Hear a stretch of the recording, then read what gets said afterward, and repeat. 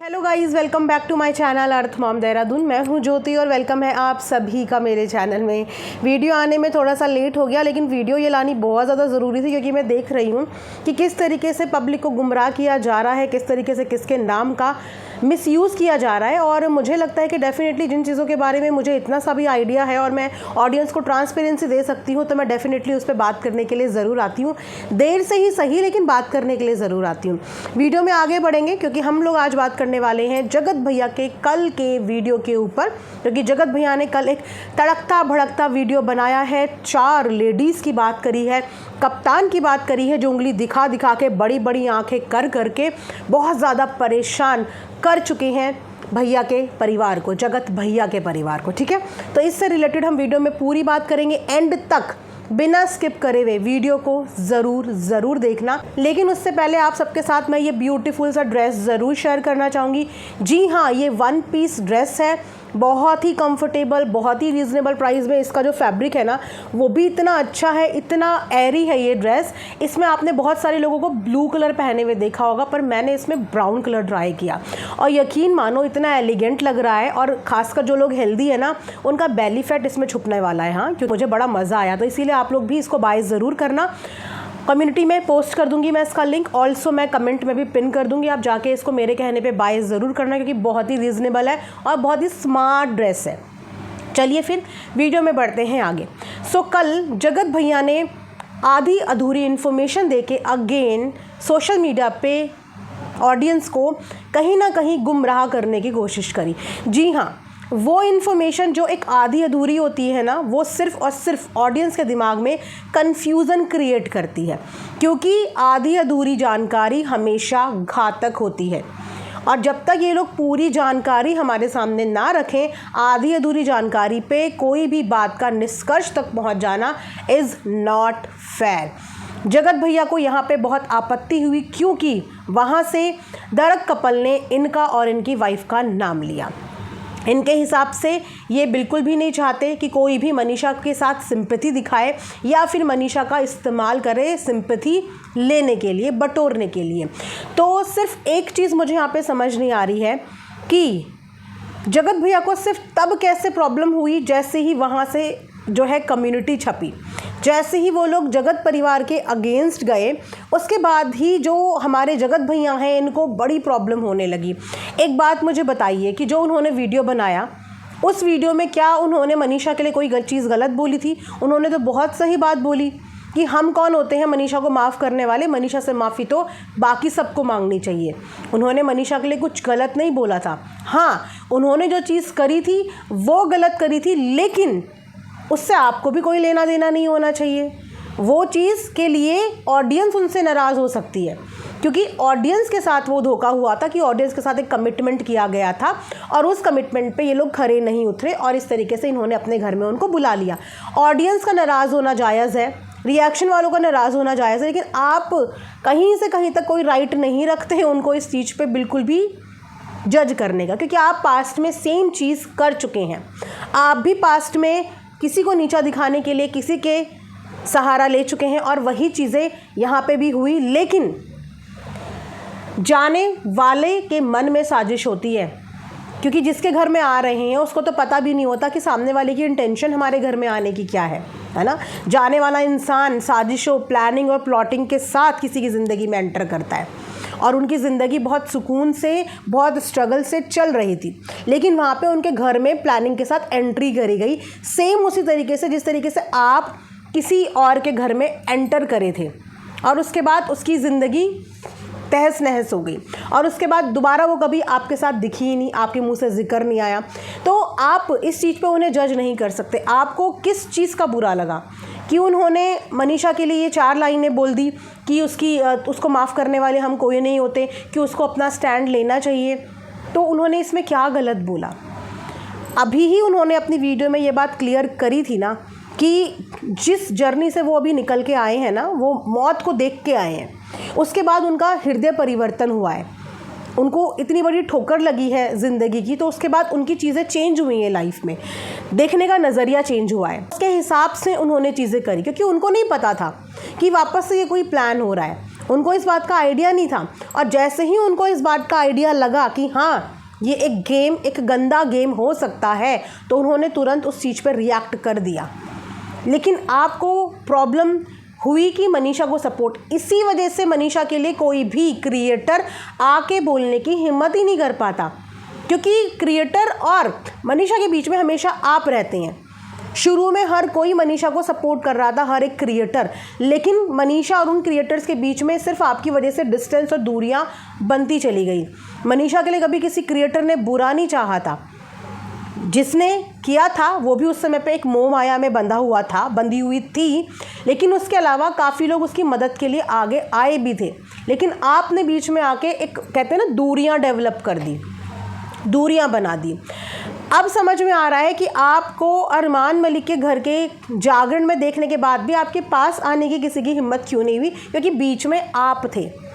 मनीषा और क्रिएटर्स के बीच में हमेशा आप है, और आपको ये चीज़ पसंद नहीं है कि मनीषा को कोई सपोर्ट करे या फिर उसके लिए दो शब्द भी बोले। अब रही बात कि इन्होंने एक चीज़ बताई कि मैं वो चीज़ भूला नहीं हूँ। ऐसा क्या हुआ था जो आप भूले नहीं हैं? आप ये आधी अधूरी इन्फॉर्मेशन देके कैसे चले गए? और उस आधी अधूरी इन्फॉर्मेशन में आपने अगेन मनीषा का नाम यूज़ कर लिया कि मनीषा के साथ इन लोगों ने क्या क्या किया है। जी नहीं जगत भैया, मनीषा के साथ किसी क्रिएटर ने गलत नहीं किया है। मनीषा के साथ गलत करने वाले सिर्फ उनके पति यानी कि आप, और सिर्फ वो दूसरी औरत यानी कि जगत दीदी थी। आप दोनों के अलावा ना मनीषा के साथ किसी ने गलत नहीं किया था। मैं था इसीलिए बोलूँगी क्योंकि वो पास्ट का हिस्सा है।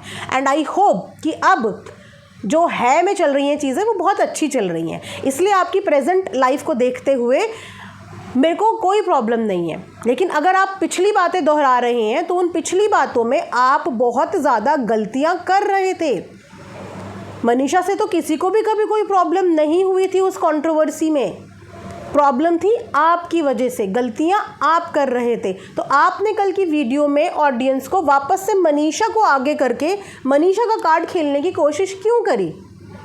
सिर्फ मुझे इतना बताइए कि जो इंसिडेंट आप बता रहे हैं 4 औरतों वाला, उस इंसिडेंट में मनीषा की कैसे बेइज्जती हो गई? क्योंकि जहाँ तक याद है हमें, क्योंकि हम भी उस कंट्रोवर्सी में थे और देख रहे थे, सब कुछ देख रहे थे कि उस समय पे आपका जो फाइटिंग था वो चल रहा था एस्ट्रोलॉजर वाली दीदी के साथ। ठीक है, बराबर आप लोगों की फाइटिंग चल रही थी।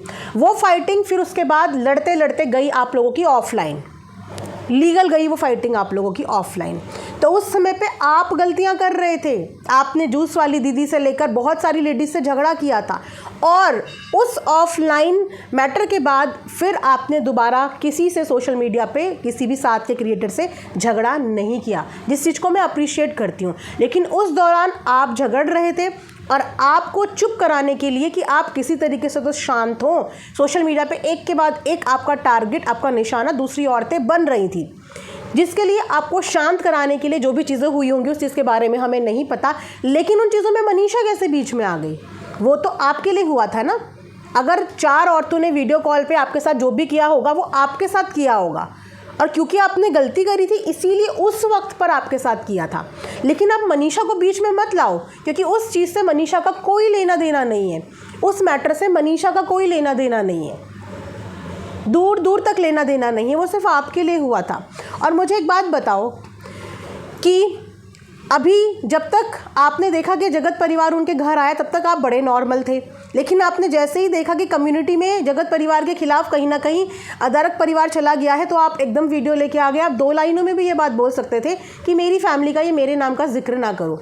और एक बात बताऊं कि उनको शौक बिल्कुल नहीं था आपका नाम लेने का या फिर मनीषा का नाम लेने का। लेकिन जो मनीषा को प्यार करने वाली ऑडियंस थी ना, जाके उनकी वीडियो के नीचे कमेंट्स देखो, मैक्सिमम कमेंट्स ऑडियंस के वहाँ पे आए थे कि आप मनीषा के लिए कुछ नहीं बोल रहे हो, आप उसके लिए कोई स्टैंड नहीं ले रहे हो, आप उसको माफ़ नहीं कर रहे हो, आप इसको।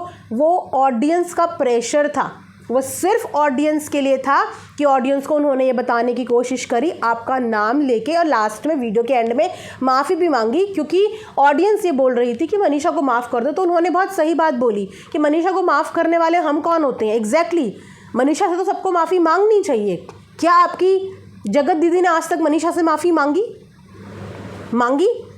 क्या आपने इस बात की कभी अपील करी कि हाँ मेरी वाइफ से माफ़ी मांगनी चाहिए। आपने बोला, कम से कम किसी ने ये बात तो बोली कि अगर माफ़ी मांगनी चाहिए तो मनीषा से माफ़ी मांगनी चाहिए। उन्होंने किसी गलत कॉन्टेक्स्ट में आपको नहीं बोला था कि आप इतने ज़्यादा ऑफेंड हो गए। आप इतने ज़्यादा ऑफेंड हो गए कि आपने उनकी बीमारी पे भी उनको टॉन्ट मारा। आपने बोला कि इतनी चीज़ों से भुगत कर आए हैं, ऐसा वैसा। इंसान की ज़िंदगी में ना हेल्थ इश्यूज़ चलते रहते हैं। इसका मतलब ये नहीं होता कि आप उनके हेल्थ इश्यूज़ पे किसी को टॉन्ट मारो। यू नेवर नो कि कल किसी के साथ क्या हो जाए। अगर आप किसी के लिए वेल विश नहीं कर सकते तो उसको टॉन्ट नहीं मारना चाहिए। प्लस अगर आपके मन में इतनी सारी चीज़ें हैं तो आपकी मम्मी तो सामने से, आंटी जी जब उनकी तबीयत ख़राब हुई थी तो उनको पूछने गई थी, सामने से गई थी, और उसके बाद उन्होंने उसी तरीके से आपका और मनीषा का नाम लिया क्योंकि ऑडियंस ये चाह रही थी। तो उन्होंने साफ बोला, और वो ऑडियंस के लिए था, क्योंकि होता है ऑडियंस का प्यार होता है। ऑडियंस इस समय पर डिवाइड हो रखी है। एक ऑडियंस जगत दीदी के लिए झंडे उठा के मैदान में कूदती, दूसरी ऑडियंस मनीषा के लिए कंसर्न होती है। तो वो ऑडियंस उस पर्टिकुलर क्रिएटर के पास जाके अगर उन पे प्रेशर डालेगी तो वो क्रिएटर अगर नाम ना ले, एक ही जने का नाम ले, तो उसके ऊपर हेट ट्रांसफ़र होती हैं। उन्होंने जो गलती करी उसके लिए उनको कॉल आउट किया गया। उन्होंने जो गलती करी उसके लिए ऑडियंस का नाराज़ होना बिल्कुल जायज़ था और ऑडियंस नाराज़ हुई। लेकिन आपकी वाइफ का नाम उन्होंने अच्छे वे में लिया था, गलत वे में नहीं लिया था, अच्छे वे में नाम लिया था। तो आप इतने ज़्यादा परेशान क्यों हो गए?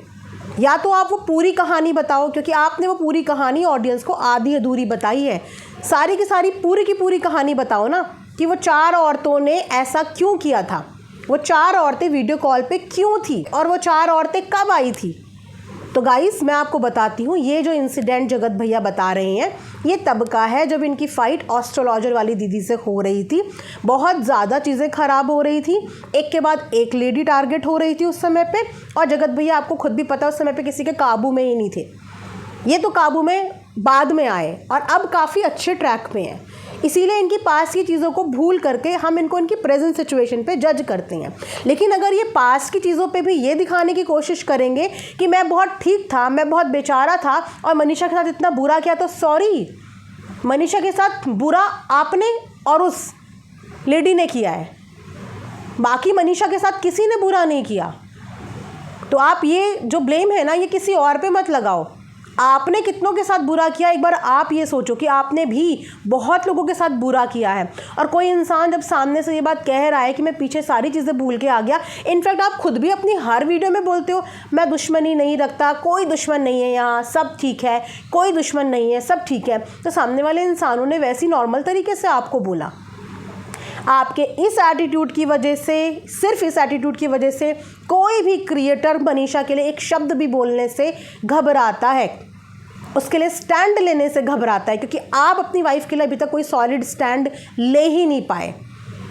आपको 2 सेकंड नहीं लगा ये वाला वीडियो लेके आने में, लेकिन आपकी वाइफ इतने समय से परेशान हो रही है सोशल मीडिया पे चल रही एक्टिविटीज़ की वजह से। कहाँ है आपका पति वाला स्टैंड अपनी वाइफ के लिए? कहाँ है आपका स्टैंड? ये वीडियो बनाने के लिए आप फटाफट एक डेडिकेटेड वीडियो लेके आ गए, जो बात 2 लाइनों में ख़त्म हो सकती थी आपने पूरा वीडियो बना दिया। लेकिन आपने कभी हाथ जोड़ के इस बात की अपील करी किसी से?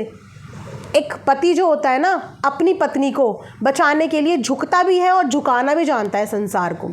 अगर आप झुकाना नहीं जानते तो आप झुक के भी अपनी वाइफ के लिए अपील कर सकते थे, झुक के भी अपील कर सकते थे। कम से कम उन लोगों ने इस बात की अपील तो करी कि जो चीज़ें हो रही हैं वो सही नहीं हो रही हैं, सबको अपनी लाइफ में खुश होने का समान अधिकार है। उन्होंने ये तो बोला, कोई उनके घर पे गया, उन्होंने उसको बुला लिया, कल को आपको भी उन्होंने बोला कि आप भी उनके घर पे जाओगे तो वो आपके लिए भी दरवाजे बंद नहीं करेंगे, कोई और भी जाएगा तो उसके लिए भी दरवाजे बंद नहीं करेंगे। लेकिन सामने से जाओगे तब ना। न्योता तो उन्होंने इस परिवार को भी नहीं दिया था, न्योता तो इनको भी नहीं दिया था, ना ही न्योता वो आपको देंगे, ना ही न्योता वो किसी और को देंगे। अगर आप लोगों का मन है तो आप लोग जा सकते हो। और उन्होंने बोला कि मैं मना नहीं करूँगा। लेकिन मुझे इस वीडियो का लॉजिक बिल्कुल भी समझ में नहीं आया कि आपने ऑडियंस को मैनिपुलेट क्यों किया। क्या आपको नहीं पता कि उस समय पे आप गलतियाँ कर रहे थे, करे जा रहे थे, रुकने का नाम नहीं ले रहे थे, और आपकी गलतियाँ उस दिन के बाद एक्चुअली रुक गई। उस दिन के बाद आपने साथ के क्रिएटर लेडीज़ को टारगेट करना छोड़ दिया और आप अपने काम पे फोकस हो गए। कभी कभी बोलते ना कभी कभी दाग अच्छे होते हैं, कभी कभी लाइफ में अगर हमें कोई लेसन मिलते हैं या कोई ठोकर मिलती है वो हमारे भले के लिए होती हैं, बेशर्ते कि आप उसको अगर पॉजिटिविटी के साथ लें।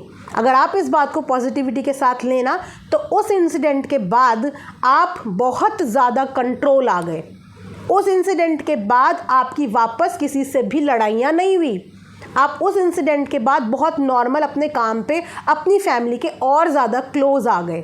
क्योंकि कभी कभी बच्चे को सही रास्ते पे लाने के लिए ना मम्मी को भी 2 थप्पड़ बजाने पड़ते हैं, लेकिन वो थप्पड़ नुकसान के लिए नहीं होते, वो थप्पड़ नुकसान के लिए नहीं होते। अगर उन 4 लेडीज़ ने उस समय पे आपके ऊपर जो भी किया आपके हिसाब से, तो वो आपकी भलाई करके चले गए ना। अगर वो आपके लिए कुछ बुराई करते तो क्या आपको नॉर्मली छोड़ देते या फिर उस मुद्दे को वो आगे तक लेके जाते?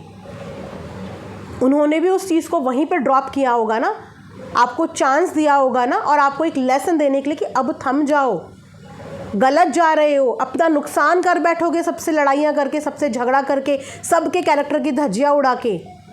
आज सिर्फ आपका पिछला करा हुआ, जो आपने पिछली चीज़ें करी है ना, सिर्फ उसका करा हुआ आज की डेट में आपकी वाइफ को भुगतना पड़ता है।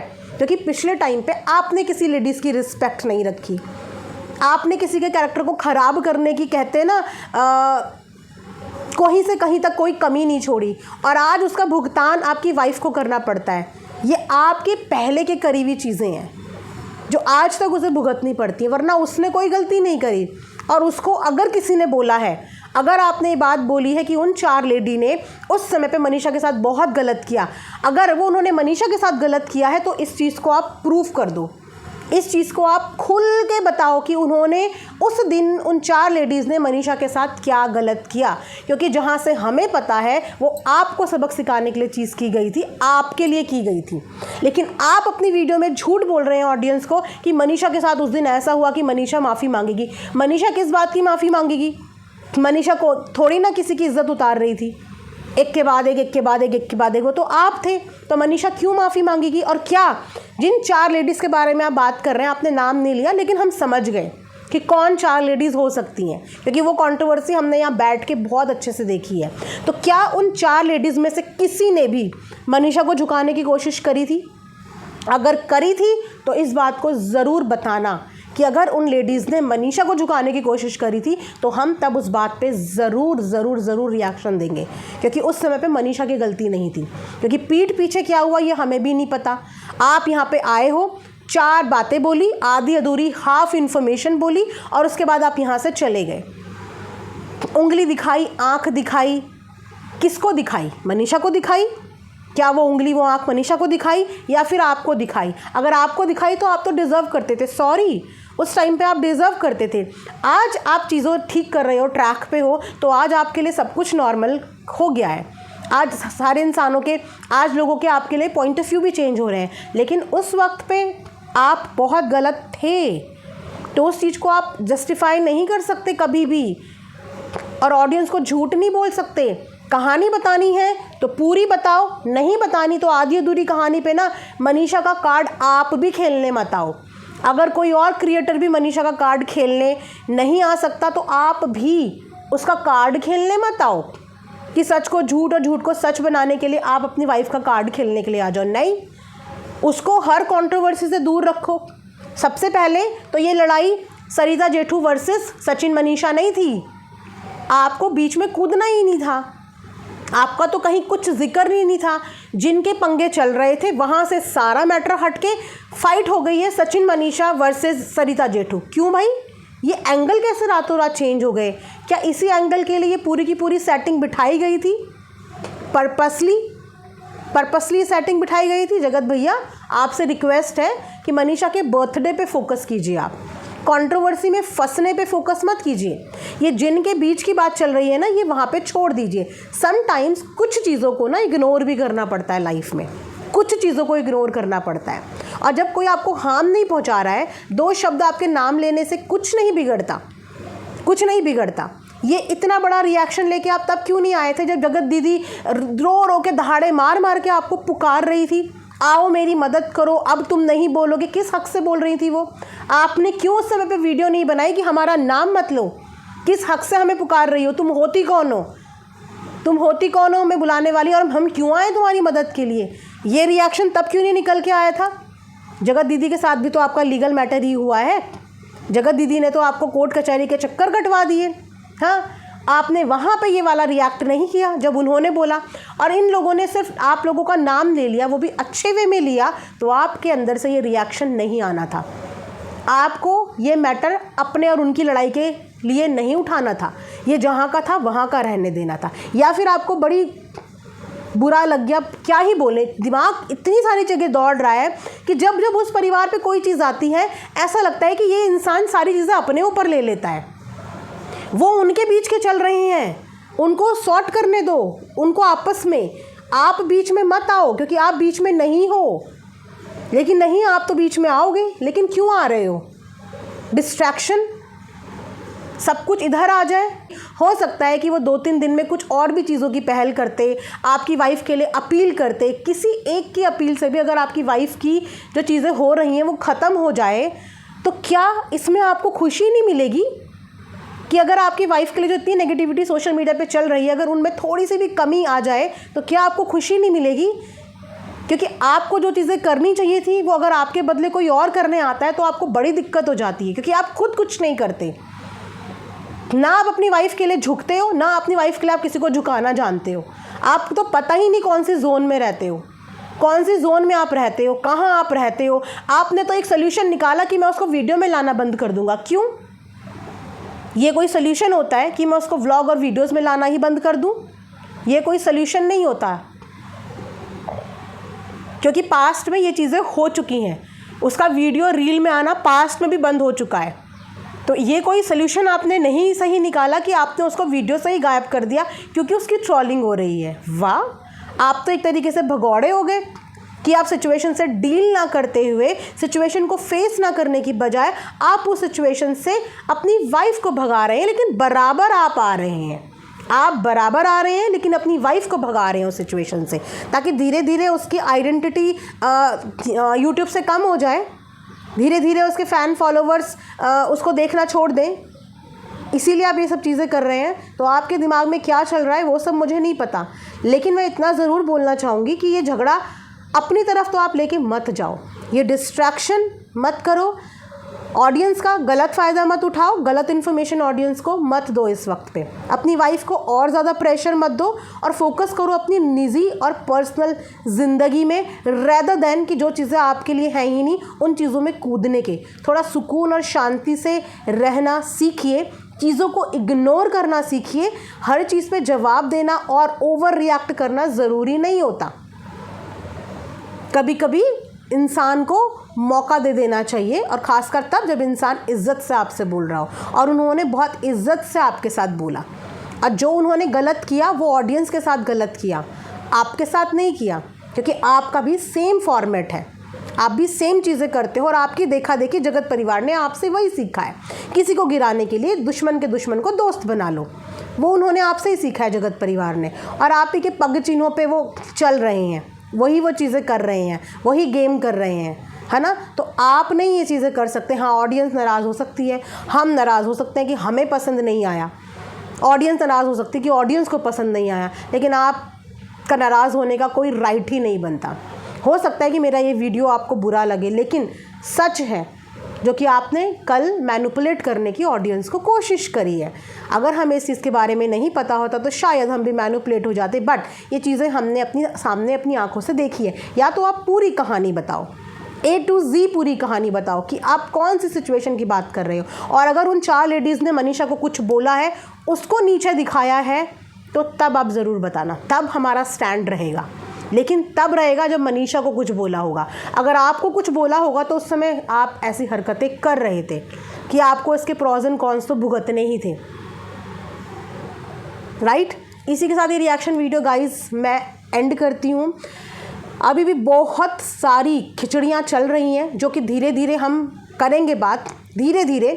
लेकिन मैं बस एक चीज़ चाहती हूँ कि मनीषा का बर्थडे अच्छे से एक बार हो जाए, उसके बाद बात करेंगे। बहुत सारी चीज़ें आ रही हैं हम तक भी, बहुत सारी चीज़ें पता चल रही हैं, लेकिन उसके बर्थडे में कोई प्रॉब्लम नहीं आनी चाहिए। उसका बर्थडे एक बार अच्छे से मन जाए, उसके बाद धीरे धीरे काफ़ी सारी चीज़ों के ऊपर से हम आपको ट्रांसपेरेंसी ज़रूर देंगे। इसी के साथ ये वीडियो यहाँ पे एंड करती हूँ। Thanks for watching Earth Mom Dehradun. Bye bye, take care.